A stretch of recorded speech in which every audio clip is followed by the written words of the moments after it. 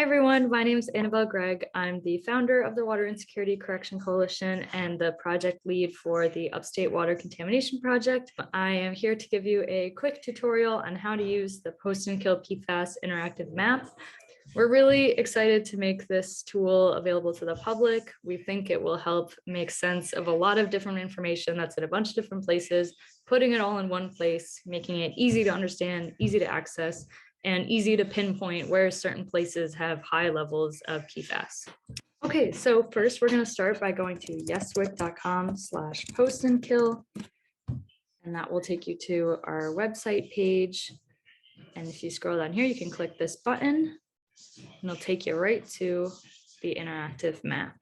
So you'll see that there's a bunch of different points, and part of the reason we wanted to make this video was to make sense of all these points. So if you click this button over here, it'll show you your scale. So all of these red dots has all of the information in one spot. So it is based on color and size. So if you see a small kind of dark red dot here, that's a sample that was tested long ago. So close to January 2021 was the last time that sampling data was collected from that location. So you'll see that it was October 10th, 2021 for this example. But then if you go to a lighter and bigger red dot, that means more recently a sample was collected. So in this area, November 18th, 2022 was the last time we got data. So that's what all of these red dots mean. Anytime you see this sort of black and white point, that is a property that is still being investigated. So it hasn't been ruled out that this could be the potential source of contamination at Algonquin Middle. So we just made note of all of the different places that the DEC said they have not ruled out. So for example, Cooper's Used Auto Parts is one of those locations. So when you first open the map, these are the 2 points of data that you can look at. But if you want to look at different things, you can click this button here, this little like stack of paper, it looks like. And you can look at all of the different data individually. So I don't really want to look at properties of ongoing investigations, so I can turn that off by clicking the I, and I don't want to look at all the location data. So now we have a blank map. Let's say I just want to look at all the PFOA data that's out there, so I can make it look at that. So PFOA is these purple dots, and similar to the red dots we saw before, if you see a small dark and purple dot, that means that it's a source with very little PFOA contamination. So the last time this was tested, this well over here by Cooper's Pond, it only had 2 parts per trillion PFOA tested. So it's not really something to worry about. But if you see something big and light purple, that means that there was really high testing there.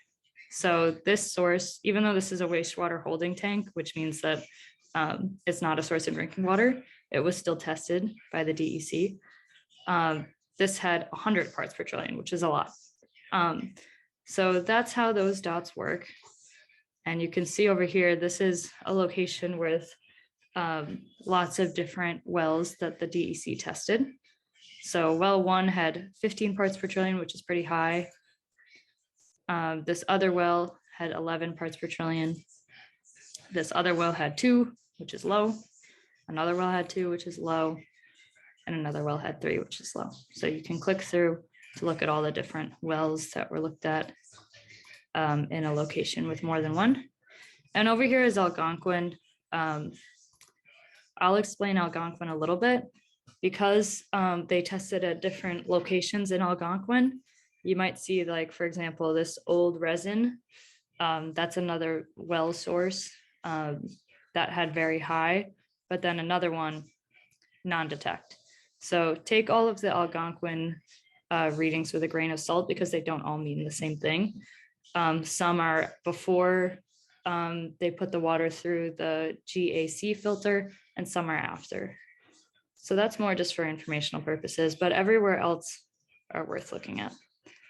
So that's PFOA. I don't want to look at PFOA anymore, but we do have lots of PFOS data, which is same sort of concept in green.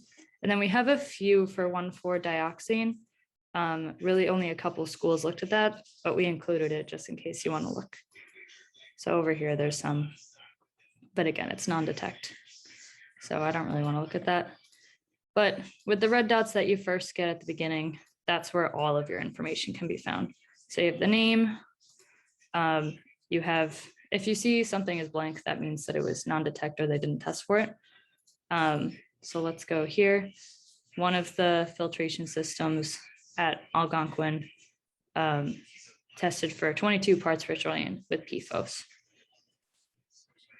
So if you zoom in, obviously you can see that you get some of the titles, which is kind of helpful. So we're looking at the Waste Management Transfer Center over here. This is their wastewater holding tank. This is the small pond on the property. And then here is the wells data. And that's probably what you want to pay attention to. So make that visible. When you zoom in on all of these, you can see the titles of the properties and the wells. Some may be more helpful to you than others, but still helpful to be able to look around, see what kind of data there is. And yeah, so that's pretty much how you use the tool. If you feel like you're having trouble with the map or you just don't know how to use it, feel free to email us at yeswicc, YESWICC or you can email me directly at agregg, agregg@yeswicc.com. And we'll be happy to help you. Whole point of this is to make it easier to understand. So if it is not easier to understand, please reach out to us and we'd be happy to talk you through it. But yeah, we hope this is helpful, and we hope to see you in the coming weeks at a town hall in Poestenkill. So thank you. Good luck.